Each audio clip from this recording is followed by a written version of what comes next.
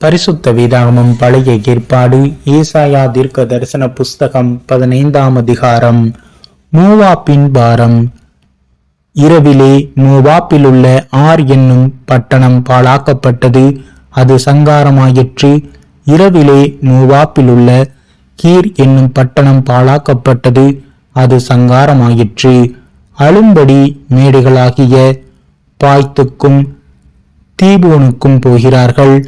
நேபோவின் நிமித்தமும் மெதோபாவின் நிமித்தமும் மோவாப் அலறுகிறது.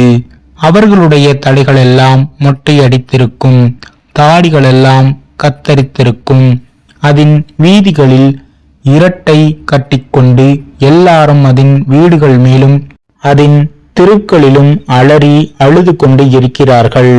எஸ்போன் ஊராரும் எலேயாலே ஊராரும் கூக்குரலிடுகிறார்கள். அவர்கள் சத்தம் யாக்காஸ் மட்டும் கேட்கப்படுகிறது. ஆகையால் மோவாப்பின் ஆயுத பாணிகள் கதறுகிறார்கள். அவனுடைய ஆத்துமா அவனவனில் கிளேசப்படுகிறது. என் இருதயம் மோவாப்பின் நிமித்தம் ஓலமிடுகிறது. அதிலிருந்து ஓடி வருகிறவர்கள் 3 வயது கிடாரியைப் போல அலைகிறார்கள்.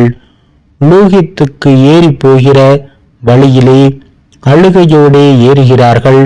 ஓரோ நாயின் மின் வழியிலே நொறுக்குதலின் கூக்குரல் இடுகிறார்கள்.